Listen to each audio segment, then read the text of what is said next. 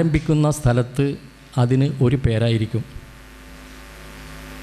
അത് കഴിഞ്ഞ് അതിൻ്റെ പ്രവാഹം തുടരുമ്പോൾ എത്തിയ സ്ഥലങ്ങളിലൊക്കെ അതിന് വിവിധങ്ങളായ പേരുകൾ ലഭിക്കുന്നു. എൻ്റെ നാട്ടിലൂടെ ഒഴുകുന്ന നദിയുടെ പേര് വളപട്ടണം പുഴ എന്നോ കാനാമ്പുഴ എന്നോ കടലായിപ്പുഴ എന്നോ ആണ്. ഇങ്ങോട്ടെത്തുമ്പോൾ അത് ഭാരതപ്പുഴയാകുന്നു. അല്ലെങ്കിൽ അതിൻ്റെ കൈവഴിയിലേക്ക് പോകുമ്പോൾ വിവിധ പേരുകൾ ലഭിക്കുന്നു. അതാണ് മിസ്റ്റിസിസം. മിസ്റ്റിസിസം ഒഴുകുകയും ഇസ്ലാമിലേക്ക് എത്തുമ്പോൾ അതിന് സൂഫിസം എന്ന് പേര് വീഴുകയും ചെയ്തു.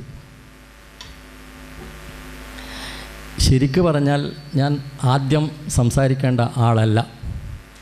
AP അഹമ്മദ് സാഹിബ് സംസാരിക്കും, അത് നിങ്ങൾ കേൾക്കണം എന്ന് സൗദി അറേബ്യയിലുള്ള എൻ്റെ 2-3 വായനക്കാർ ഇന്നലെ വിളിച്ചു പറഞ്ഞിരുന്നു. ഞാൻ മുന്നിലിരുന്ന് അദ്ദേഹത്തിൻ്റെ പ്രഭാഷണം കേൾക്കുകയും എൻ്റെ അവസരം വരുമ്പോൾ സ്റ്റേജിൽ കയറുകയും ചെയ്യാമെന്നാണ് വെച്ചത്. പക്ഷേ അതിൻ്റെ ഇടയിൽ അദ്ദേഹം പാരവെച്ചു, എന്നെക്കൊണ്ട് ആദ്യം സംസാരിപ്പിച്ചു. യഥാർത്ഥത്തിൽ ഓരോ സംഗതി ഓരോ മതങ്ങൾ കൈയടക്കിയിട്ടുണ്ട്. ഒരു കാര്യം പറയാം, ഓടക്കുഴൽ ശ്രീകൃഷ്ണൻ്റേതാണ് എന്നാണ് നമ്മൾ പറഞ്ഞു വെച്ചിട്ടുള്ളത്. എന്നാൽ ബുദ്ധനും നിസാമുദ്ദീൻ ഔലിയയും എന്തിനു പറയുന്നു? ഈയിടെ മരിച്ച ഇസ്ലാമിക പണ്ഡിതനായ മുട്ടാണിശ്ശേരിയിൽ കോയക്കുട്ടി മുസല്യാരും ഓടക്കുഴൽ ഉപയോഗിച്ചിരുന്നു. എന്നാൽ ഓടക്കുഴലിനെ പറ്റി അതിമനോഹരമായി പറഞ്ഞത് റൂമിയാണ്.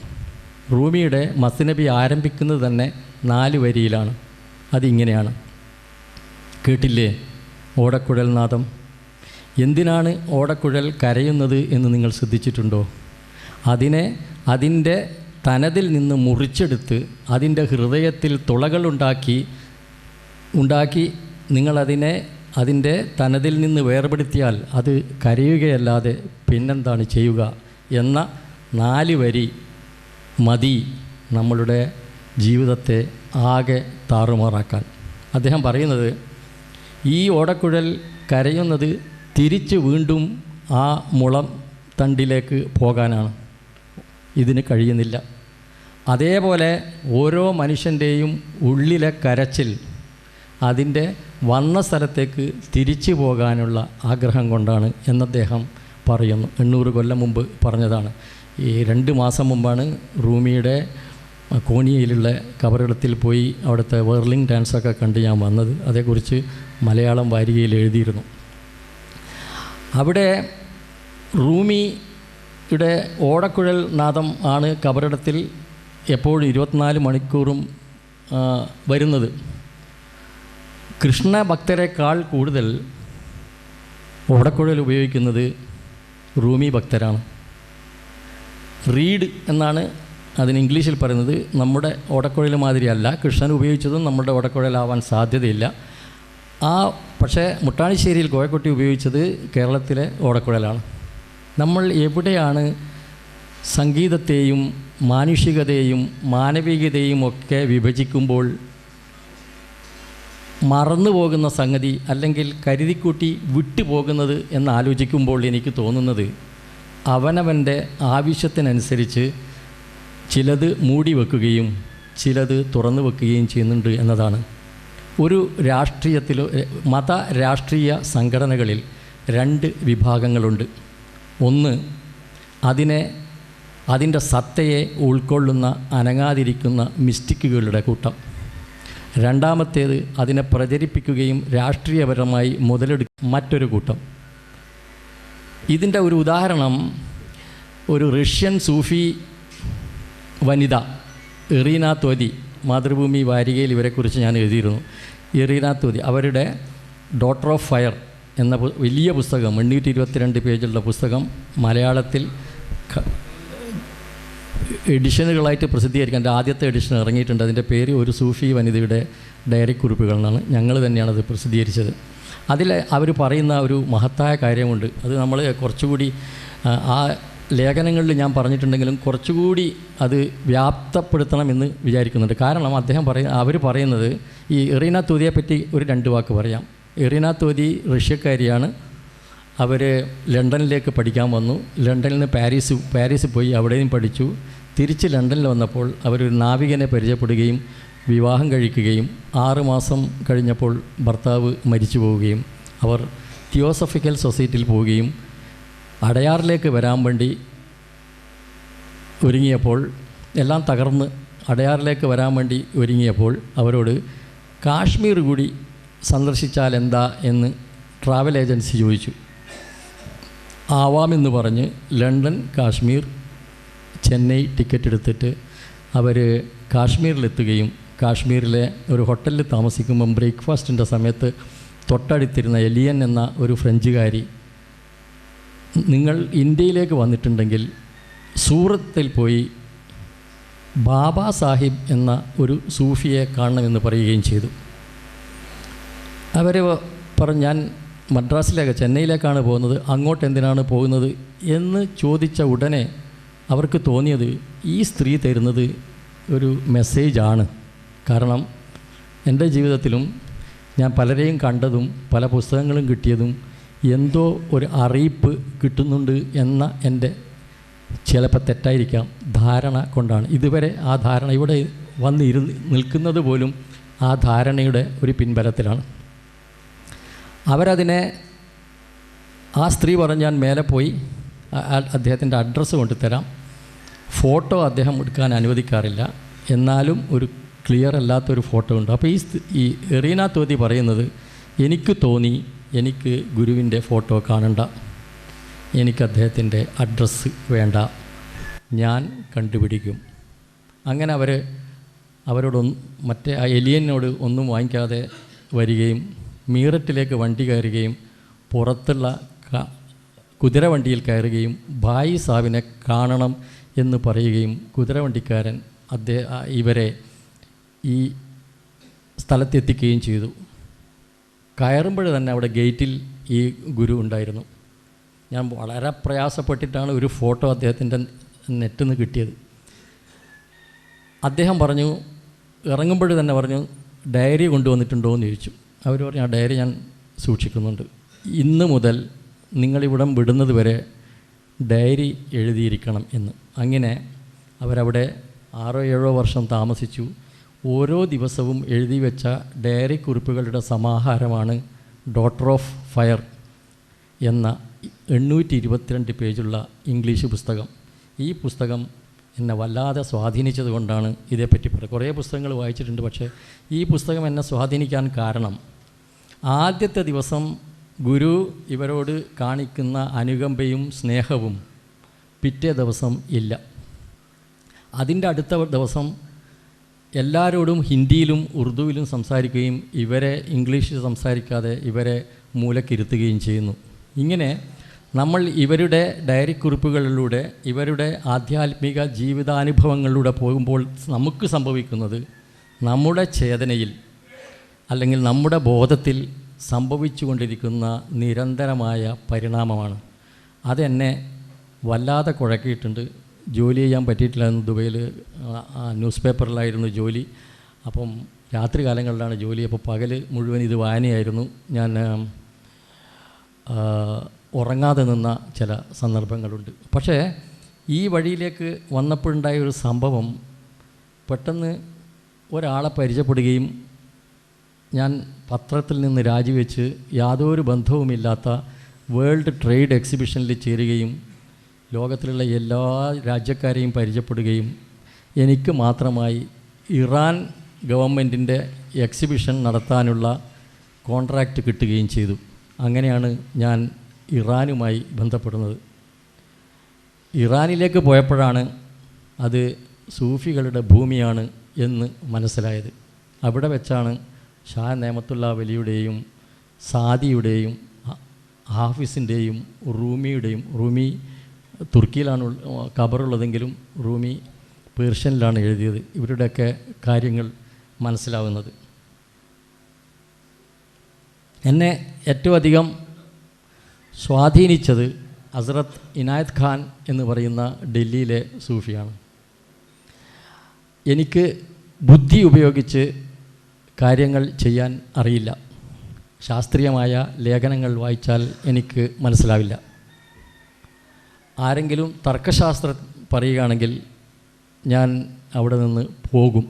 എനിക്ക് അതേക്കുറിച്ച് കീറി മുറിച്ച് പറയാൻ അറിയില്ല. എന്നാൽ ഹൃദയം കൊണ്ടുള്ള ഏത് വാക്കും എന്നെ വല്ലാതെ സ്പർശിക്കും. അങ്ങനെയാണ് വേദാന്ത ട്രീറ്റീസ് എന്ന് പറയുന്ന ഒരു പുസ്തകം ഞങ്ങൾ 4-5 പേര് ചുറ്റും കൂടി ഇരുന്ന് വായന തുടങ്ങിയത്. പാർത്ഥസാരഥിയുടെ വേദാന്ത ട്രീറ്റീസ് ഏറ്റവും ഇതുവരെ വായിച്ച പുസ്തകങ്ങളിൽ 10 പുസ്തകം എടുക്കാൻ പറഞ്ഞാൽ ഞാൻ ഈ വേദാന്ത ട്രീറ്റീസ് എടുക്കും. രണ്ടാമത്തേത് C.G. യൂങ്ങിൻ്റെ മെമ്മറീസ്, റിഫ്ലക്ഷൻസ്, ഡ്രീംസ് എന്ന പുസ്തകവും എടുക്കും. ഇത് രണ്ടും എന്നെ വല്ലാതെ സ്വാധീനിച്ചതാണ്. അപ്പോൾ ഇത് വായിക്കുന്നതിനിടയിൽ വളരെ മനോഹരമായ പരിണാമ സിദ്ധാന്തത്തെക്കുറിച്ചുള്ള 4 വരി കണ്ടു. അതിങ്ങനെയാണ്: ഇളകുന്നതും വെള്ളം വലിച്ചെടുക്കാത്തതുമായ കല്ല്, അതാണ് ആദ്യത്തെ ഘട്ടം. രണ്ടാമത്തെ ഘട്ടം വെള്ളം വലിച്ചെടുക്കുന്ന വൃക്ഷം, എന്നാൽ അതിന് അനങ്ങാൻ പറ്റില്ല. മൂന്നാമത്തേത് വെള്ളം കുടിക്കുകയും അനങ്ങുകയും നടക്കുകയും ചെയ്യുന്ന മൃഗം. നാലാമത്തേത് ഇതിനപ്പുറം കടന്ന് ബോധമുള്ള മനുഷ്യൻ, അതിനപ്പുറം ദൈവം. ഇങ്ങനെയാണ് ഈ വേദാന്ത ട്രീറ്റീസിലെ ഘട്ടങ്ങൾ പറഞ്ഞിട്ടുള്ളത്. അതാലോചിച്ചിരിക്കുന്നതിനിടയിലാണ് എ സൂഫി മാസ്റ്റർ ആൻസേഴ്സ് എന്ന് പറയുന്ന ഒരു ജർമ്മൻകാരി എഴുതിയ ഇനായത് ഖാൻ്റെ അബ്സ്ട്രാക്റ്റ് എല്ലാ പുസ്തകത്തിൽ നിന്നും ചേർത്തെടുത്ത ഒരു പുസ്തകം കിട്ടിയത്. അതിൽ അദ്ദേഹം പറയുന്നത് നോക്കുക. അതിമനോഹരമായി കവിതയായി അദ്ദേഹം ഈ വേദാന്ത ട്രീറ്റീസിലുള്ള സാധനത്തെ നമ്മുടെ ഹൃദയത്തിലേക്ക് കടത്തിയത് എങ്ങനെയെന്ന് നോക്കുക. ദൈവം കല്ലിൽ ഉറങ്ങി, വൃക്ഷത്തിൽ സ്വപ്നം കണ്ടു, മൃഗത്തിൽ ഉണർന്നു, മനുഷ്യനിൽ സാക്ഷാത്കാരം നേടി. ആലോചിച്ച് നോക്കുക.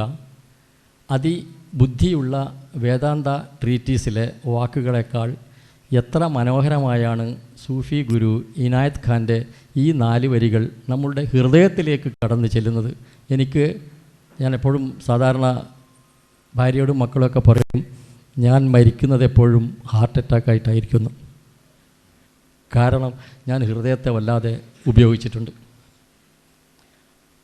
അങ്ങനെ വളരെ കഠിനമായ സംഗതികളെ ഹൃദയത്തിൻ്റെ തട്ടിലിട്ട് അതിൽ നിന്ന് പാകപ്പെടുത്തി വരുന്ന വാക്കുകളെ എനിക്ക് സ്വന്തമാക്കാൻ ശ്രമിച്ച ആ സമയത്താണ് സൂഫിസം എന്നിലേക്ക് പ്രവേശിക്കുന്നത്. ശരിക്ക് ഒരാളും ഒരിക്കലും ഞാനൊരു സൂഫിയാണ് എന്ന് പറയുന്നത് എനിക്കിഷ്ടമല്ല. കാരണം അങ്ങനെയായിരുന്നെങ്കിൽ ഈ സ്റ്റേജിലിരുന്ന് സംസാരിക്കില്ല. അത് ഒരു അനുഭവമാണ്. നമ്മൾ ഏതെങ്കിലും ഒരു സാധനത്തെപ്പറ്റി മനസ്സിലാക്കണമെങ്കിൽ അതിന് പേരിട്ട് കൊടുക്കണം. പുളി എന്ന പേര് നമ്മളിടുമ്പോൾ അന്യനാട്ടുകാരന് പുളി എന്ന മലയാള പദമല്ല പുളി. പക്ഷേ നമുക്ക് പുളി എന്ന് പറയുമ്പോൾ നാവിൽ വെള്ളം പൊട്ടുന്നുണ്ട്. കാരണം പുളി എന്ന മലയാള പദത്തിനോട് നമ്മൾ ഒരു രുചി ചേർത്ത് വെച്ചിട്ടുണ്ട്. ഇതേ പുളി ഒരു ഫ്രഞ്ചുകാരൻ്റെ മുന്നിൽ വെച്ചാണ് പുളി പുളി പുളി എന്ന് പറഞ്ഞാൽ അയാൾക്ക് നാവിൽ വെള്ളം വരില്ല. അതേസമയം ഫ്രഞ്ച് ഭാഷയിലുള്ള പുളിയെ പറ്റിയുള്ളതാണെങ്കിൽ അയാൾക്ക് വെള്ളം വരും. അതുപോലെ എന്തെങ്കിലും ഒന്ന് നമ്മൾ പറയാൻ ഹാഷിം എന്ന പേര് വീണത് ഞാൻ ഒരു വ്യക്തിയും എന്നെ മറ്റുള്ളവർ അറിയാനും ഉപയോഗിക്കുന്ന ഒരു വാക്ക് മാത്രമാണ് ഹാഷിം. അതുപോലെ സൂഫിസം എന്നത് അല്ലെങ്കിൽ തസവുഫ് എന്നത്, സൂഫിസം ഇംഗ്ലീഷാണ്, തസവുഫ് എന്നത് പേരിട്ടത് ഇതിനെക്കുറിച്ച് പറയാൻ മാത്രമാണ്. അല്ലാതെ അതിന് ഈ പേരിന് യാതൊരു വിലയുമില്ല. കാരണം അത് ഒഴുകുകയാണ്. ആ ഒഴുക്ക്, സൂഫിസത്തിൻ്റെ ഒഴുക്ക് അടുത്തതിലേക്ക് പോകുമ്പോൾ അതിൻ്റെ പേര് മാറി, പക്ഷെ ഭാവം ഒന്ന് തന്നെയാണ്.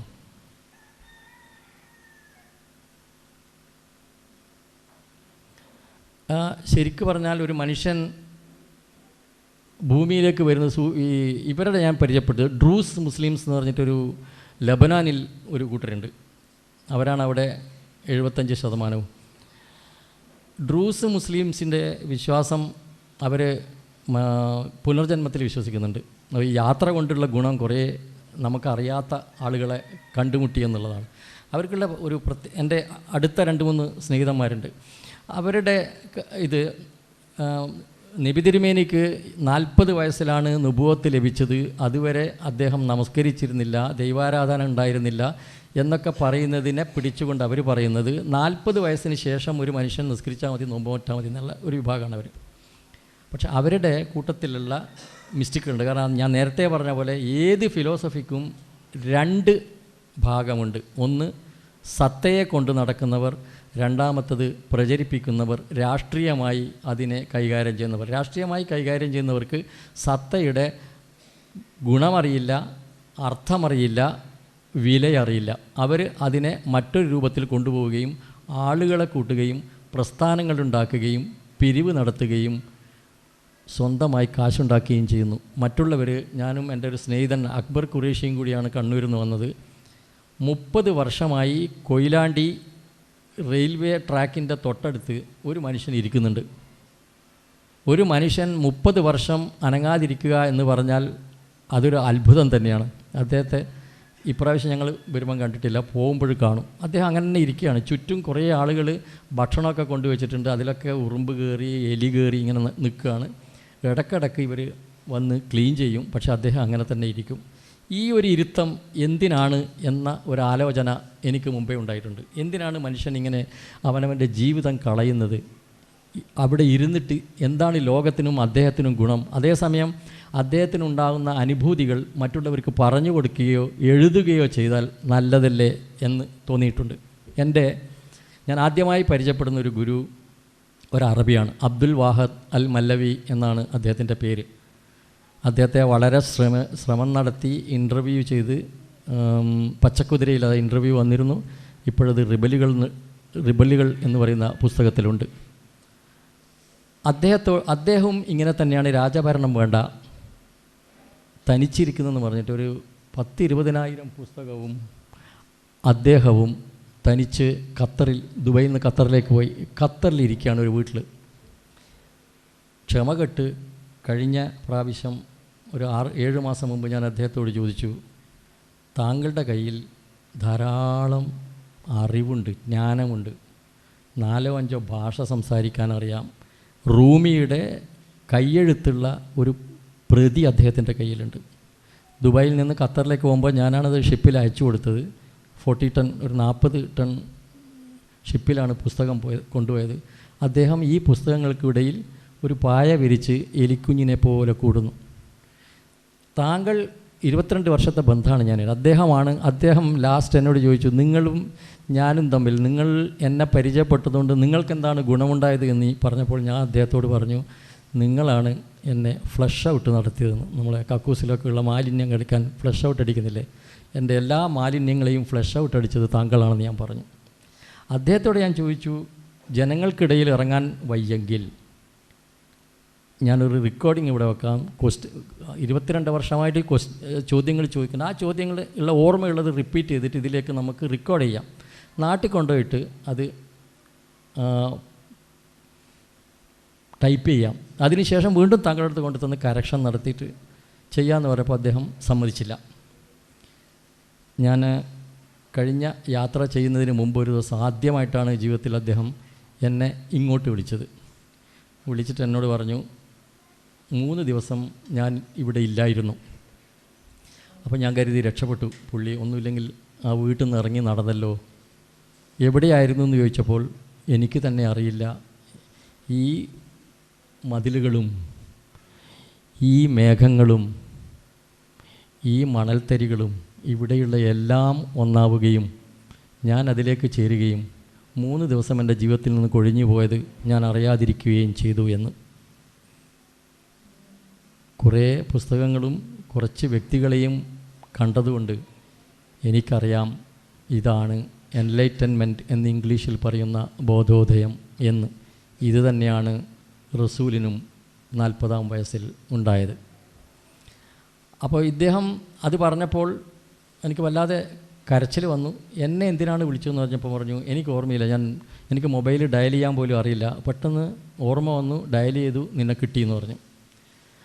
അദ്ദേഹത്തോട് അപ്പോഴേ ഞാൻ ചോദിച്ചു, ഈ അനുഭവങ്ങളൊക്കെ താങ്കൾ എന്നോട് മാത്രമേ ഷെയർ ചെയ്യുന്നുള്ളൂ. ഞാൻ കുറച്ചൊക്കെ താങ്കളെപ്പറ്റി എഴുതിയിട്ടുണ്ട്, പക്ഷേ എനിക്ക് മുഴുവനായി എഴുതാൻ പറ്റില്ല.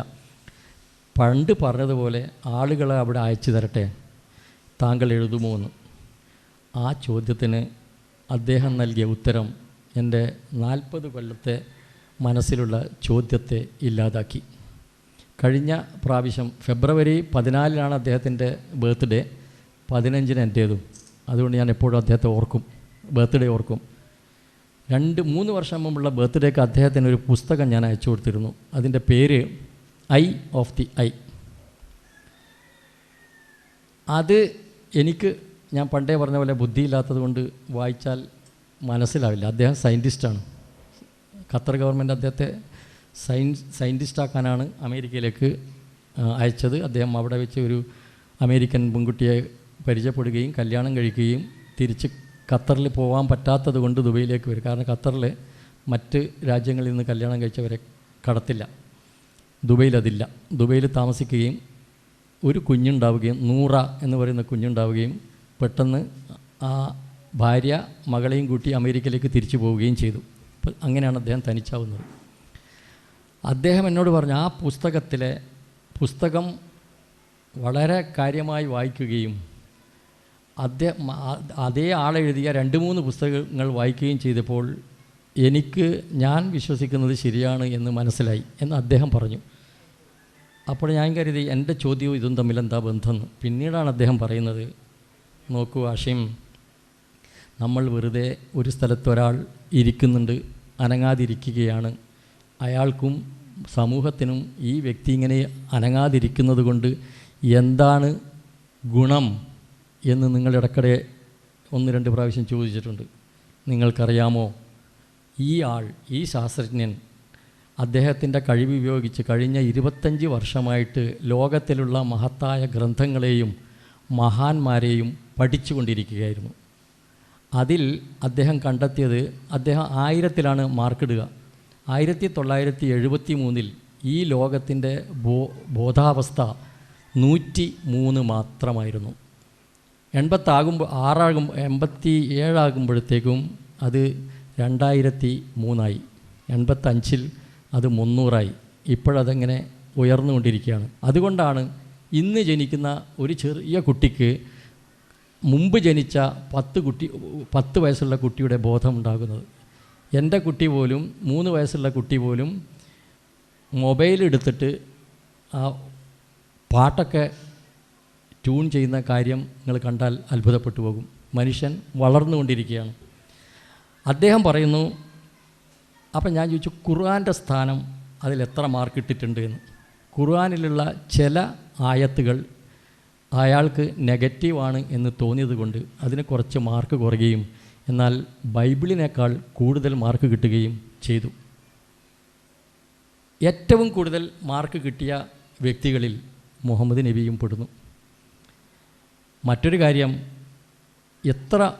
ആർക്കാണ് ഏറ്റവും കൂടുതൽ മാർക്ക് കിട്ടിയത് എന്ന് പറഞ്ഞപ്പോൾ അദ്ദേഹം പറയും 900 മാർക്ക് കിട്ടിയ ഒരാളുണ്ട്. അതാരാണെന്ന് ചോദിച്ചപ്പോൾ ജപ്പാനിലെ ഒരു മലയുടെ അടിവാരത്ത് തപസ് ചെയ്യുന്ന ഒരു ബുദ്ധഭിക്ഷു. അവിടെയായിരുന്നു എൻ്റെ ചോദ്യം. ഈ മുഹമ്മദ് നബിയെ പോലെയുള്ള ആൾ ആധ്യാത്മികമായും ലൗകികമായ ജീവിതത്തിലും ഇടപെട്ടുകൊണ്ട് മനുഷ്യൻ്റെ ബോധത്തെ ഉണർത്തിയതിനപ്പുറം എന്താണ് ഈ ജപ്പാനിലെ ഗുഹയിലിരുന്ന് ഈ ബുദ്ധഭിക്ഷു ചെയ്യുന്നത്? അദ്ദേഹത്തിന് എന്തിനാണ് അധികം മാർക്ക് കൊടുത്തത് എന്ന് ചോദിച്ചപ്പോഴാണ് അദ്ദേഹം പറഞ്ഞത്, വെറുതെ ഇരിക്കുന്നവർ വെറുതെ ഇരിക്കുന്നില്ല. ബുദ്ധൻ്റെ കാലത്ത് ബുദ്ധൻ ധ്യാനത്തിലിരുന്നപ്പോൾ 4 മില്യൺ ആളുകളുടെ ബോധത്തിൽ അവരറിയാതെ ഇടപെട്ടിട്ടുണ്ട് എന്ന്. ഈ മനുഷ്യൻ 40 മില്യൺ ആളുകളുടെ ബോധത്തിൽ ഇടപെടുന്നുണ്ട് എന്ന് ശാസ്ത്രീയമായി ആ അമേരിക്കക്കാരൻ തെളിയിക്കുന്നു. ഞാനും അക്ബർ ഖുറേഷിയും പോയി കാണാറുള്ള ആ സിദ്ധൻ 30 വർഷമായി അവിടെ ഇരിക്കുന്നത് കൊണ്ടാവാം ആ ഭാഗത്തും കേരളത്തിൻ്റെ പല ഭാഗങ്ങളിലും എപ്പോഴും സ്പർദ്ധയും വർഗീയതയും പൊട്ടിപ്പുറപ്പെടുമെങ്കിലും അല്പം കഴിയുമ്പോൾ ശാന്തനാവുന്നത്. നിങ്ങളെന്നെ അന്ധവിശ്വാസി എന്ന് വിളിച്ചാലും എനിക്ക് പ്രശ്നമില്ല. കാരണം ഈ പറഞ്ഞത് 22 വർഷമായി ശാസ്ത്രീയമായി ആധ്യാത്മികതയെ ചെക്ക് ചെയ്തുകൊണ്ടിരിക്കുന്ന അബ്ദുൽ വഹാബ് അൽ മല്ലവി എന്ന അറബിയാണ്. ഒരു മനുഷ്യനിൽ നമ്മൾ വിശ്വസിച്ചാൽ മാത്രമേ അദ്ദേഹത്തോട് ഉള്ളോട്ട് പോയി കാര്യങ്ങൾ അന്വേഷിക്കാൻ പറ്റൂ. എന്നാൽ ഇവിടെ അദ്ദേഹം പറയുന്നത് തെറ്റാണ് എന്ന് എനിക്ക് ബോധ്യപ്പെട്ടാൽ ആ നിമിഷം അദ്ദേഹവുമായുള്ള ബന്ധവും ഞാൻ അവസാനിപ്പിക്കും. കാരണം 15-20 പേര് ജീവിതത്തിൽ ഇങ്ങനെ കടന്നു പോവുകയും ഞാൻ അവരിലൊക്കെ അവസാനം കടന്നു വന്ന ഒരാളാണ് ശ്രീ എം എന്ന മുംതാസ് അലി. അദ്ദേഹത്തിൻ്റെ ആദ്യ ശിഷ്യന്മാരിൽ ഒരാളാണ് ഞാൻ. അദ്ദേഹത്തോടും ഇടക്കാലത്ത് വിട പറയേണ്ടി വന്നു. അദ്ദേഹം എന്നെ വിടാത്തത് കൊണ്ട് മാത്രമാണ് അദ്ദേഹത്തിൻ്റെ ചില പരിപാടികൾ പങ്കെടുക്കുന്നത്. ഞാനത് അഹംഭാവത്തോടുകൂടി പറയുന്നതല്ല. എനിക്ക് പറ്റാത്ത ഒരു കാര്യം എൻ്റെ മനസ്സ് അല്ലെങ്കിൽ എൻ്റെ ഹൃദയം, ബുദ്ധിയില്ലാത്തത് കൊണ്ട് എൻ്റെ ഹൃദയം എന്നോട് അതേ ഇവിടെ നിൽക്കൂ എന്ന് പറഞ്ഞിട്ടില്ലെങ്കിൽ അവിടെ നിന്നൊക്കെ ചാടിപ്പോകുന്ന ഒരാളാണ് ഞാൻ. അത് എൻ്റെ ജന്മം കൊണ്ട് അങ്ങനെ ആയിപ്പോയതായിരിക്കാം, എനിക്ക് മാറ്റാൻ കഴിയില്ല. പറഞ്ഞു വന്നത് സൂഫിസത്തെക്കുറിച്ചാണ്. സൂഫിസം എന്താണ് എന്ന് 1000 ആളുകളോട് 10,000-ലധികം ആളുകൾ ചോദിച്ചിട്ടുണ്ടാവാം.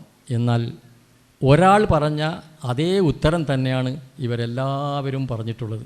പല ഭാഷകളിലായി, പല രീതികളിലായി, പല ട്യൂണിലൂടെ.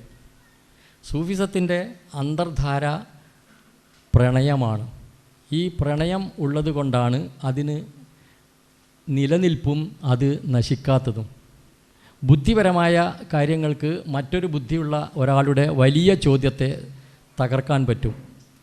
ഹൃദയത്തിന് നനവും പ്രണയവും ഉള്ളത് കൊണ്ടാണ് അത് എപ്പോഴും ഇപ്പോഴും ഉള്ളത്. ഒരു കാര്യം നമുക്ക് ആലോചിച്ചാൽ എത്രയോ സിനിമാ പാട്ടുകൾ, പ്രണയ ഗാനങ്ങളുണ്ട്. 1,00,000-ലധികം കാണും. എല്ലാ ഭാഷകളിലും ദിനേന പ്രണയഗാനങ്ങൾ ഇറങ്ങുന്നുണ്ട്. എന്താണ് ഇപ്പോഴും അത് അവസാനിക്കാത്തത്? അത് അവസാനിക്കാത്തതിന് കാരണം അതിന് ഹൃദയവുമായാണ് ബന്ധം. ജലാലുദ്ദീൻ റൂമി, ഞാൻ ഒരു 366 സൂഫി സൂക്തങ്ങൾ എന്ന് പറഞ്ഞിട്ട് ഒരാൾ DC ബുക്സ് പറഞ്ഞിട്ട് എഴുതുന്നുണ്ട്. ഒരു 500 എണ്ണം എടുത്തിട്ട് അതിൽ നിന്ന് കട്ട് ചെയ്ത് 366 അതിപ്പോൾ മാർച്ചിൽ ഇറങ്ങും. അതിൻ്റെ ശേഖരണ സമയത്ത് ഒരു ദിവസം, പല ദിവസങ്ങളിൽ ഞാൻ മൗനിയായി ഇരുന്നിട്ടുണ്ട്. മൗനത്തെപ്പറ്റി പറയുമ്പോൾ ഒരു കാര്യം പറയാനുണ്ട്. ജലാലുദ്ദീൻ റൂമിയുടെ ഗുരു ഷംസ് തബ്രീസ് എന്ന ഇറാനിലെ ഗ്രാമത്തിൽ നിന്ന് കോനിയ എന്ന തുർക്കിയിലെ ഗ്രാമത്തിലേക്ക്, റൂമിയുടെ ഗ്രാമത്തിലേക്ക് നടന്നു വന്ന കഥ നമ്മൾ അന്വേഷകർ അറിയുന്നത് നല്ലതാണ്. അദ്ദേഹം 1000-കണക്കിന് ആളുകളെ കണ്ടു യാത്രയിൽ. പക്ഷേ ആരെയും അദ്ദേഹം സ്വീകരിച്ചില്ല. അദ്ദേഹത്തെ ഭ്രാന്തനെന്നും, കറുത്ത ഡ്രസ്സും കറുത്ത മുടിയും കറുത്ത താടിയും മുടി കെട്ടി അങ്ങനെ വികൃതനായ ഒരു മനുഷ്യനെ ഭ്രാന്തനല്ലാതെ സമൂഹം മറ്റൊന്ന് വിളിക്കില്ല. അദ്ദേഹം നടന്നു വരികയും കോനിയയിലെത്തുകയും കോനിയയിലുള്ള റൂമിക്ക് അന്ന് 10,000-ലധികം ആരാധകരുണ്ടായിരുന്നു എന്നാണ് പറയുന്നത്, പ്രണയഗാനങ്ങൾ എഴുതുന്നതുകൊണ്ട്. ഒരു കുളക്കടവിൽ റൂമി തൻ്റെ ശിഷ്യന്മാർക്കൊപ്പം ഇരിക്കുന്നത് തബ്രീസ് കാണുകയും അവിടത്തേക്ക് കയറി ചെല്ലുകയും പുസ്തകം മുഴുവൻ കുളത്തിലേക്ക് ചവിട്ടി ഇടുകയും റൂമിയോട് എഴുന്നേൽക്കാൻ പറയുകയും ചെയ്തു. റൂമി, ചെറുപ്പക്കാരനായ റൂമി, ആരാധകരുടെ മുന്നിൽ നിന്ന് അപമാനിക്കപ്പെട്ട റൂമി എഴുന്നേറ്റ് ഇദ്ദേഹത്തോട് ചോദിക്കണം, ആരാണ് നീ എന്ന് ചോദിക്കണമെന്ന് കരുതി തബ്രീസിൻ്റെ കണ്ണിലേക്ക് നോക്കിയപ്പോൾ ആ കണ്ണിൻ്റെ ജ്വാലയിൽ ഒന്നും ചോദിക്കാൻ പറ്റിയില്ല. പകരം അദ്ദേഹത്തിൻ്റെ പിന്നാലെ പോകാനേ പറ്റിയുള്ളൂ. പോയി ചെറിയ ഒരു ഒരാൾക്ക് ഇരിക്കാൻ പറ്റുന്ന സ്ഥലത്ത് മാത്രം ഉള്ള ഒരു ഗുഹ പോലുള്ള സ്ഥലത്ത് റൂമിയെ കൊണ്ടുപോയി അകത്ത് കയറ്റുമ്പോൾ തബ്രീസിൻ്റെ മറ്റ് ശിഷ്യന്മാർ കളിയാക്കി. ഇവനോടും ഗുരു ചോദിക്കും, പക്ഷേ ഇവനും പറയാൻ പറ്റില്ല എന്ന്. റൂമിയോടൊപ്പം, തബ്രീസിനോടൊപ്പം റൂമി അകത്ത് കയറുകയും അവിടെ ഇരിക്കുകയും തബ്രീസ് റൂമിയോട് ചോദിച്ചു, ഖുർആനിൽ എത്ര ദൈവനാമങ്ങൾ ഉണ്ട് എന്ന്. റൂമി പറഞ്ഞു 99. തബ്രീസിൻ്റെ അടുത്ത ചോദ്യം, എന്തേ ദൈവം 100 തികക്കാഞ്ഞെന്ന് റൂമി തബരീസിന് മുന്നിൽ കണ്ണടച്ച് ധ്യാനിച്ചു. തബരീസും ധ്യാനിച്ചു. റൂമി ഇറങ്ങിപ്പോയി. അത് കഴിഞ്ഞ് പുറത്തേക്ക് ഇറങ്ങുമ്പോൾ റൂമി പോയി കഴിഞ്ഞപ്പോൾ ശിഷ്യന്മാർ ഗുരുവിനോട് വന്ന് ചോദിച്ചു, ഞങ്ങളോട് ചോദിച്ച അതേ ചോദ്യമായിരിക്കില്ലേ അദ്ദേഹത്തോടും ചോദിച്ചു. അതെ, അദ്ദേഹം ഉത്തരം തന്നു. എങ്ങനെ? 100ാമത്തേത് മൗനമാകുന്നു. അതാണ് 99 ദൈവനാമങ്ങളും പഠിപ്പിച്ചിട്ട് 99-ലെത്തുമ്പോൾ ഉസ്താദുമാർ മറ്റതിലേക്ക് കടക്കാത്തത്. ഇവൻ ഈ 99 പേരുകളും അറിഞ്ഞിട്ട് 100ലേക്ക് എത്തിയാൽ മൗനിയായി പോകും എന്നതുകൊണ്ടാണ്. എന്നാൽ ചിലർ ഈ മൗനത്തിൻ്റെ ആവശ്യകത വളരെ നന്നായി മനസ്സിലാക്കിച്ചിട്ടുമുണ്ട്. അത് ഹസ്രത്ത് ഇനായത്ത് ഖാൻ്റെ പുസ്തകം, ആദ്യ പുസ്തകം വാങ്ങിയ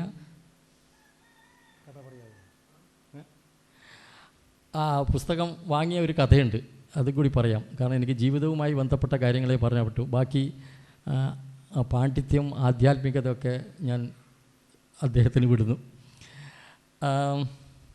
ഞാൻ ന്യൂസ് പേപ്പറിലായിരുന്നു ജോലി. ബോംബെയിൽ ഞങ്ങൾക്ക് ഓഫീസുണ്ട്. അപ്പം മംഗലാപുരം, ബോംബെ ദുബൈയാണ് പോവുക. അവിടെ നിന്നാണ് ഫുട്പാത്തിൽ നിന്നും മറ്റുമാണ് പുസ്തകങ്ങൾ വാങ്ങിക്കാറ്.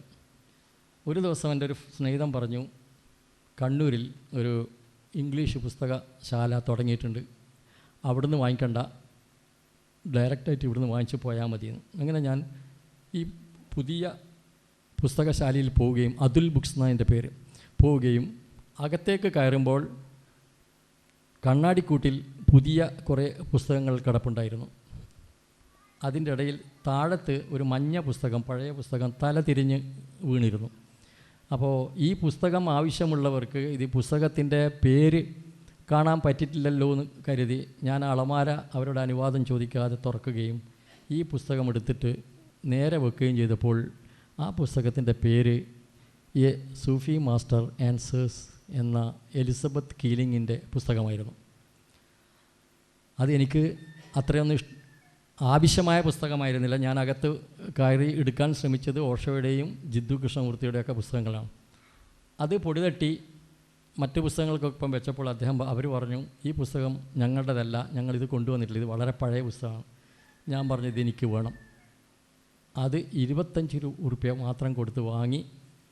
അതും എടുത്ത് തിരിച്ച് വീട്ടിലേക്ക് ഓട്ടോറിക്ഷയിൽ പോകുമ്പോൾ പുസ്തകം മറച്ചു നോക്കി കണ്ണിൽപ്പെട്ട 2 വരിയാണ് എന്നെ സൂഫിസത്തിലേക്ക് കാര്യമായി കൊണ്ടുവന്നത്. അതിതാണ്: when you are in silence it speaks, when you speak it is dumb. എപ്പോഴാണോ നിങ്ങൾ മൗനത്തിലിരിക്കുന്നത് അപ്പോൾ അത് സംസാരിക്കുന്നു, എപ്പോഴാണോ നിങ്ങൾ സംസാരിക്കുന്നത് അപ്പോൾ അത് മൗനത്തിലാവുന്നു. ഈ ഇറ്റ് എന്ന് പറഞ്ഞ, അത് എന്ന് പറഞ്ഞ സംഗതിയെപ്പറ്റി ഈമാനെന്നോ അള്ളാന്നോ ദൈവമെന്നോ ഒന്നും പറഞ്ഞിട്ടില്ല. ഈ ഇറ്റിനെ തേടി പോവുകയായിരുന്നു ഞാൻ ഇതുവരെ.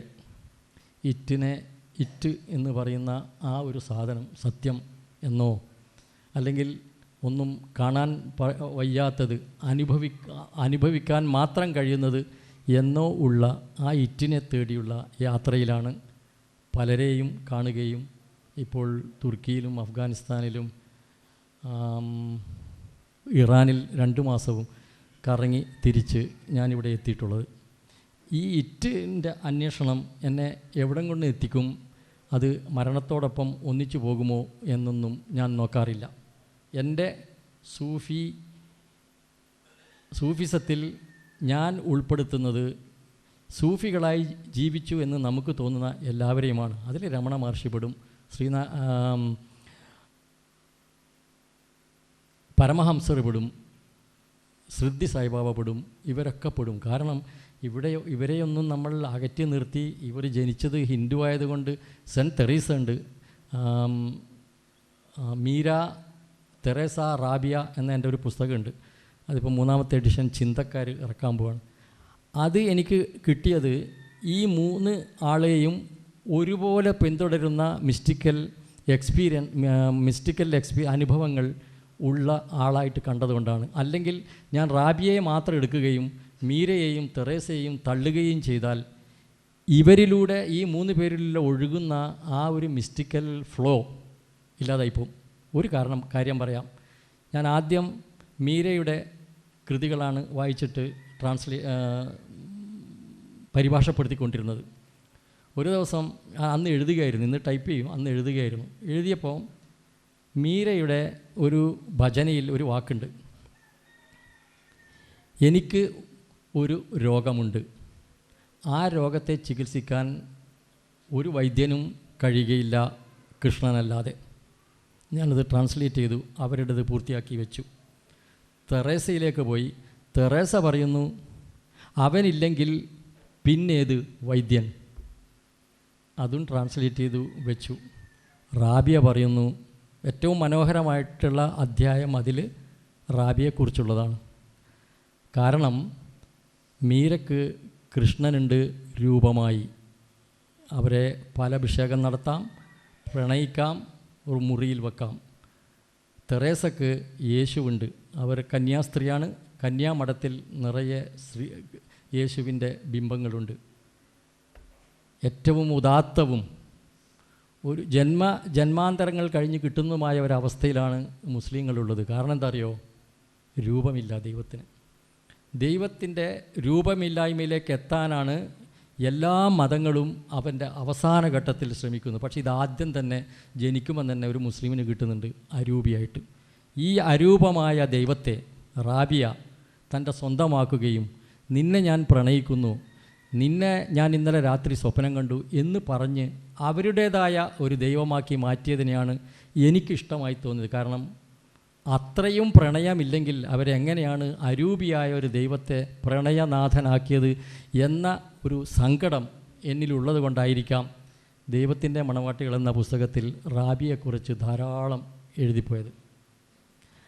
അങ്ങനെ ആ ഒരു ശാഖയിലേക്ക് വരികയും എൻ്റേതായ രീതിയിൽ തനിച്ചിരുന്ന് ഞാൻ എഴുതുകയും ചെയ്തു. 14-ാം വയസ്സിൽ നാട് വിട്ടിട്ട് ഞാൻ ഇതുവരെ തിരിച്ചെത്തിയിട്ടില്ല. ഇവിടെ കണ്ണൂരിൽ ഒരു ആണി വാങ്ങണമെങ്കിൽ എനിക്ക് അക്ബർ ഖുറേഷിൻ്റെ സഹായം വേണ്ടി വരും. കാരണം എനിക്കറിയില്ല എവിടെയാണ് ആണി കിട്ടുക എന്ന്. അങ്ങനെ ധാരാളം സഞ്ചരിക്കുകയും കുറച്ചൊക്കെ മിസ്റ്റേക്കുകളെ കാണുകയും ഇവിടെ തിരിച്ചെത്തുകയും ചെയ്തിട്ട് ജീവിതത്തിലെ ആ രണ്ടാമത്തെ ആളുകളെ കാണുന്ന ഒരു സന്ദർഭമാണിത്. കഴിഞ്ഞ വർഷം 25-26 തീയതികളിൽ തിരുവനന്തപുരത്തെ ശ്രുതി സായി ഇപ്രാവശ്യവും പോകുന്നുണ്ട്, മറ്റന്നാൾ പോകുന്നുണ്ട്. അവിടെ സൂഫിസത്തെപ്പറ്റി സംസാരിക്കാൻ അവരെന്നെ വിളിച്ചിരുന്നു. ഞാൻ ഇതേപോലെ സംസാരിച്ചു, കഴിഞ്ഞു എന്ന് വിചാരിച്ചു. അവർ ഇപ്രാവശ്യവും വിളിക്കുന്നത്, അത് കോളേജ് കുട്ടികൾക്കുള്ള ഒരു പരിപാടിയാണ്. രണ്ടാമത്തെ സ്ഥലമാണ് ഇത്. ഞാൻ കേരളത്തിൽ ഒരു സൂഫിയെയും കണ്ടിട്ടില്ല. 2 മാസം മുമ്പ് കോഴിക്കോടുള്ള ഒരു സൂഫി ഗുരു പറഞ്ഞതനുസരിച്ച് ഞാൻ അദ്ദേഹത്തെ പോയി കണ്ടിരുന്നു. എനിക്ക് വളരെ അദ്ദേഹത്തെ ഇഷ്ടപ്പെട്ടു. രണ്ടാമത്തതാണ് ഇവിടെ. എപ്പോഴും 2ാം സ്ഥാനം ഇവിടേക്ക് വന്നു പോകുന്നു. ഇതിൻ്റെ തുടർച്ച എന്താണെന്ന് എനിക്കറിയില്ല. ഒരിക്കലും തുടർച്ചയെപ്പറ്റി ചിന്തിക്കാറില്ല, തുടക്കങ്ങളെ ഉണ്ടാവാറുള്ളൂ. ഒരു സൂഫി കഥ കൂടി പറഞ്ഞ് എൻ്റെ ആത്മകഥാപരമായ ഈ പ്രസംഗം നിർത്താം. ഇറാനിലെ ഒരു ഗ്രാമത്തിൽ, ഒരു ചോളം കൃഷി നടക്കുന്ന ഗ്രാമത്തിൽ കുറേ പേർ ചേർന്ന് കൃഷി ചെയ്യുമായിരുന്നു. അതിലൊരു സൂഫിയും ഉണ്ടായിരുന്നു.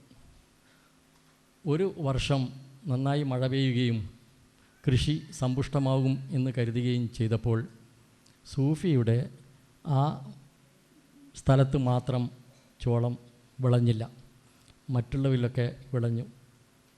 പിറ്റേത്തെ വർഷവും അദ്ദേഹം നട്ടു, വിളഞ്ഞില്ല, മറ്റുള്ള സ്ഥലത്തൊക്കെ വിളഞ്ഞു. 3-ാം വർഷവും അദ്ദേഹം നടുകയും നിരാശനാവുകയും മറ്റുള്ളവർ ഇവന് ഭ്രാന്താണ് എന്ന് പറയുകയും ഞങ്ങൾക്കൊപ്പം ചേർന്ന് ആ സ്ഥലം വിട്ട് ഞങ്ങളുടെ അടുത്തേക്ക് വരിക എന്ന് പറയുകയും ചെയ്തു. പക്ഷേ അദ്ദേഹം അവിടെ തന്നെ വിളനട്ടു. ആ വർഷം മറ്റ് സ്ഥലങ്ങളിലൊന്നും വിത്ത് മുളച്ച് പൊങ്ങിയില്ല.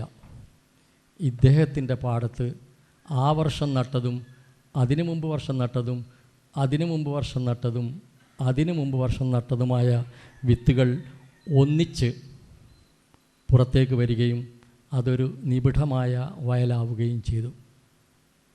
അങ്ങനെ ഇവിടെ ഇടുന്ന വിത്തുകൾ ക്രമേണ വളർന്ന് നിബിഡമായ ഒരു വയലായി തീരട്ടെ ഈ പ്രസ്ഥാനം എന്ന് ആശംസിച്ചുകൊണ്ട് നിർത്തുന്നു. നിങ്ങൾക്ക് നന്ദി. മലയാളത്തിൻ്റെ പ്രിയപ്പെട്ട സംഗീതജ്ഞനും ഗായകനുമായ മുരളിയേട്ടൻ ഈ സെമിനാറിന് അനുകൂലമായ ഒരു മനോനില സൃഷ്ടിച്ചുകൊണ്ടാണ് ഇതാരംഭിച്ചത്. മാനവികതയുടെ ഒരു ഭാഷ പ്രാപഞ്ചികമായ സംഗീതം തന്നെയാണ്. അതുകൊണ്ട് ഹൃദയം കൊണ്ട് മൂളിത്തുടങ്ങിയ ഒരു രാഗം അതിൻ്റെ പരിസമാപ്തിയിലേക്ക് കുറിക്കുന്ന സമയത്താണ് ഈ വിഷയത്തിലുള്ള എൻ്റെ ഏതാനും നിരീക്ഷണങ്ങൾ അവതരിപ്പിക്കാൻ ഞാൻ തുനിയുന്നത്. രണ്ട്, ഈ വിഷയത്തിൻ്റെ ആഴത്തിലേക്കും ഔന്നത്യത്തിലേക്കും പടർന്നു കയറിയ ഹാഷിം കായുടെ പ്രസംഗം, ഞാൻ അദ്ദേഹത്തിൻ്റെ വായനക്കാരൻ മാത്രമായിട്ടാണ് നിൽക്കുന്നത്. അദ്ദേഹത്തിൻ്റെ പ്രസംഗം ആദ്യമായിട്ട് കേൾക്കുകയാണ്. ഒരു പക്ഷേ അദ്ദേഹത്തിൻ്റെ ഹൃദയം കൊണ്ട്, ഇവരൊക്കെ ഹൃദയം കൊണ്ട് എഴുതുകയും ഹൃദയം കൊണ്ട് സംസാരിക്കുകയും ചെയ്യുന്നതുകൊണ്ടാണ് ഞങ്ങളെപ്പോലെ നാക്കുകൊണ്ട് മാത്രം സംസാരിക്കുന്നവർക്ക് അവരുടെ മുമ്പിൽ അങ്ങേയറ്റത്തെ ആരാധനയോടെ അവരുടെ വാക്കുകൾ കേൾക്കേണ്ടി വരുന്നത് എന്ന് ഞാൻ സൂചിപ്പിക്കുകയാണ്. പടപ്പറമ്പിലെ പാപ്പയെ ആദ്യം പരിചയപ്പെട്ട ദിവസം അങ്ങേയറ്റം പ്രകോപനപരമായ അനവധി ആശയങ്ങളാണ് അദ്ദേഹം എന്നോടും എൻ്റെ കൂട്ടുകാരോടും സംവദിച്ചത്. നമ്മുടെയൊക്കെ മനസ്സുകളിൽ, സമൂഹത്തിൽ നിലനിൽക്കുന്ന അനവധി ഗോപുരങ്ങളെ നിഷ്കരുണം ഇടിച്ച് തകർത്തുകൊണ്ടാണ് അദ്ദേഹത്തിൻ്റെ സംവാദം തുടർന്നത്. ഗുരുവിനെക്കുറിച്ചുള്ള ഒരു ഗുരുവിൻ്റെ നിർവചനമുണ്ട്. സാക്ഷാൽ ശ്രീനാരായണ ഗുരുദേവൻ ഗുരുവിനെക്കുറിച്ച് പറഞ്ഞ ഒരു നിരീക്ഷണം ഇതാണ്: സൂക്ഷ്മം അറിഞ്ഞവന് മതം പ്രമാണമല്ല, മതത്തിന് അവൻ പ്രമാണമാണ് എന്നാണത്. പ്രപഞ്ചരഹസ്യങ്ങളുടെ സൂക്ഷ്മം അറിഞ്ഞ ഒരാൾക്ക് തീർച്ചയായും മതം പോലുള്ള സ്ഥാപനങ്ങളൊന്നും ഒരു പ്രമാണം ആവേണ്ടതില്ല. പകരം എല്ലാ മതങ്ങൾക്കും ഗുരുക്കന്മാർ പ്രമാണമായി തീരുന്നു എന്നാണ് അതിൻ്റെ ഒരു മലയാളം. മാനവികതയെക്കുറിച്ച് സംസാരിക്കാൻ, മാനവികതയെ ഒരു മതമായി തന്നെ കാണാൻ, അതിൻ്റെ പല തലത്തിലുള്ള നിരീക്ഷണങ്ങളിലേക്ക്, നിർവചനങ്ങളിലേക്ക്, വ്യാഖ്യാനങ്ങളിലേക്കൊക്കെ കൊണ്ടുപോകാവുന്ന ഒരു തലക്കെട്ടാണ് മാനവികത എന്ന മതം എന്ന് ഞാൻ വിചാരിക്കുന്നു. അതിലൊന്ന്, അതിൻ്റെ പ്രാഥമികമായ നമ്മുടെ ഒരു ധാരണ ഭൂമിയിലെ ഏറ്റവും ഉത്തമമായ സമുദായമാണ് മനുഷ്യൻ എന്ന ധാരണയാണ്. മറ്റെല്ലാ ധാരണകളും, സാമുദായികമായ എല്ലാ ധാരണകളും, എല്ലാതര അഹങ്കാരങ്ങളും ശുദ്ധ അബദ്ധമാണ് എന്ന ധാരണയിൽ നിന്ന് തന്നെയാണ് മാനവികത എന്ന മതം ആരംഭിക്കുന്നത്. അത് ഭൂമിയിൽ മനുഷ്യർക്കിടയിൽ വിഭാഗീയത സൃഷ്ടിച്ച ഏതെങ്കിലും ഒരു സമുദായത്തെക്കുറിച്ചല്ല ഉത്തമമായ സമുദായം എന്ന പ്രയോഗം. തീർച്ചയായും മനുഷ്യൻ എന്ന ജീവിവർഗത്തെ കുറിച്ചുള്ള, അങ്ങനെ ഒരു സംവർഗത്തെക്കുറിച്ചുള്ള പ്രയോഗമാണ് ഭൂമിയിലെ അനേക സമുദായങ്ങളിൽ. ആ സമുദായം ഏതാണ് എന്ന് ഗുരുദേവൻ കൃത്യമായി നിർവചിച്ചിട്ടുണ്ട്. പശുവിന് പശുത്വം ഒരു ജാതിയാണെങ്കിൽ മനുഷ്യന് മനുഷ്യത്വം എന്ന ജാതിയാണ്. അങ്ങനെ ജാതീയതയെ, അങ്ങനെ സാമുദായികമായുള്ള പരികൽപ്പനകൾ ഭൂമിയിലെ എല്ലാ ജീവജാലങ്ങൾക്കും വെച്ച് നീട്ടുമ്പോൾ അതിലേറ്റവും ഉത്തമമായ സമുദായം തീർച്ചയായും മനുഷ്യനാണ് എന്ന ധാരണയിലായിരിക്കണം അതുണ്ടായത്. ഒരുപക്ഷെ NV കൃഷ്ണവാര്യർ മനുഷ്യനെ ഇങ്ങനെ നിർവചിക്കുന്നുണ്ട്. മാനവികത എന്ന് പറയുന്ന ഒരു സങ്കല്പത്തെക്കുറിച്ച്, അങ്ങനെ ഒരു ആകാശത്തെക്കുറിച്ച് ആലോചിക്കുമ്പോൾ ആഫ്രിക്ക എന്ന കവിതയിൽ വിഖ്യാതമായ വരികൾ എല്ലാവരും, ഞങ്ങളൊക്കെ ധാരാളമായി സംസാരിക്കുന്നവർ ധാരാളമായി ഉദ്ധരിക്കുന്ന വരികളാണത്. എങ്ങു മനുഷ്യന് ചങ്ങല കൈകളിൽ അങ്ങൻ കയ്യുകൾ നൊന്തിയിടുകയാണ്, എങ്ങോ മർദ്ദനം അവിടെ പ്രഹരം വീഴുവതെൻ്റെ പുറത്താകുന്നു എന്ന് ആഫ്രിക്കയിലൊരു കാപ്പിരിക്ക് ആ കാപ്പിരിയുടെ കയ്യിൽ ചങ്ങല വീണിരിക്കുന്നു എന്ന് കേൾക്കുമ്പോൾ സ്വന്തം കൈ തടവി നോക്കുന്നവൻ, എങ്ങോ ഇരിക്കുന്ന അജ്ഞാതനായൊരു മനുഷ്യൻ്റെ പുറത്ത് തല്ലുകൊള്ളുന്നു എന്ന് കേൾക്കുമ്പോൾ അറിയാതെ സ്വന്തം മുതുകത്ത് തടവി നോക്കുന്നവൻ, അവൻ്റെ പേരാണ് ഭൂമിയിലെ മനുഷ്യൻ എന്ന പേര്. അതുകൊണ്ട് ഭൂമിയിലെ മനുഷ്യന്മാർ മാത്രമുള്ള ഒരു ജീവിവർഗത്തെ വേണമെങ്കിൽ നമുക്ക് മാനവികതയായി അവതരിപ്പിക്കാം. പക്ഷേ ഈ ജീവിവർഗം, മനുഷ്യൻ അല്ലെങ്കിൽ മാനവികത, മനുഷ്യൻ്റെ കൂട്ടം എന്ന പ്രയോഗത്തിന് നാം ജീവിക്കുന്ന മണ്ണും പ്രകൃതിയും ഒക്കെ ചേർന്ന ഒരു വലിയ വലിയ ഏകകമായി അത് മാറുന്ന ഒരു സാഹചര്യം തീർച്ചയായും പല നിരീക്ഷണങ്ങളിലുണ്ട്, പല ദാർശനികന്മാരുടെ നിരീക്ഷണങ്ങളിലുണ്ട്. എനിക്ക് സൂചിപ്പിക്കാൻ തോന്നുന്ന ആദ്യത്തെ പേര് തീർച്ചയായും കാറൽ മാർക്സിൻ്റേതാണ്. മാർക്സ് 1844 ഈ മാനവികത എന്ന പ്രയോഗത്തെ ഇന്ന് പോലും നമുക്ക് ആലോചിക്കാൻ പറ്റാത്തൊരു വിധാനത്തിലേക്ക് വളർത്തുകയുണ്ടായി. അത് 1848 കമ്മ്യൂണിസ്റ്റ് മാനിഫെസ്റ്റോ എഴുതുന്നതിൻ്റെ 4 കൊല്ലം മുമ്പാണ്. ലോകത്തിലെ മാനവരാശിക്ക് പട്ടിണിപ്പാവങ്ങളുടെ കണ്ണീരിനോട് വിയർപ്പിനോട് ഐക്യപ്പെടാനുള്ള ആഹ്വാനം നൽകുന്നതിൻ്റെ 4 കൊല്ലം മുമ്പ് അദ്ദേഹം ചോദിച്ചൊരു ചോദ്യം, ഭൂമിയുടെ അവകാശ തർക്കം അവസാനിക്കുന്നത് വരെ ഭൂമി നിലനിൽക്കുമോ എന്ന ചോദ്യമാണ്. ഒരുപക്ഷെ അതുകൊണ്ട് ഭൂമിയുടെ നിലവിളിക്കാണ് നിങ്ങൾ ആദ്യം കാതുകൊടുക്കേണ്ടത്. അങ്ങനെ കാതുകൊടുക്കുമ്പോൾ ഭൂമിയുടെ നിലവിളിക്ക് കാതുകൊടുക്കുക എന്ന് പറഞ്ഞാൽ അർത്ഥം മനുഷ്യൻ്റെ തന്നെ ഒരു അവയവം, മനുഷ്യന് 2 തരം അവയവമുണ്ട് എന്ന് ആദ്യമായും പിന്നീടും അവസാനമായും ദർശിച്ച ഒരു ദാർശനികൻ എന്ന അർത്ഥത്തിലാണ് ഞാൻ പറഞ്ഞത്. മനുഷ്യന് 2 തരം അവയവങ്ങളുണ്ട്. ഒന്ന് ഓർഗാനിക് ബോഡിയുണ്ട്, മനുഷ്യന് 2 ശരീരങ്ങളുണ്ട്, ഓർഗാനിക് ബോഡിയും ഇനോർഗാനിക് ബോഡിയും. ജൈവ ശരീരവും അജൈവ ശരീരവും ഉണ്ട്. ജൈവ ശരീരം എന്ന് പറയുന്നത് എൻ്റെ മജ്ജയും മാംസവും ഉൾക്കൊള്ളുന്ന എൻ്റെ ശരീരമാണെങ്കിൽ, അജൈവ ശരീരം എന്ന് പറയുന്നത് ഈ ഭൂമിയിലെ എല്ലാ മനുഷ്യരെയും ജീവിക്കാൻ പര്യാപ്തമാക്കുന്ന ഈ ഭൂമിയാണ്, മണ്ണാണ്, പരിസ്ഥിതിയാണ്.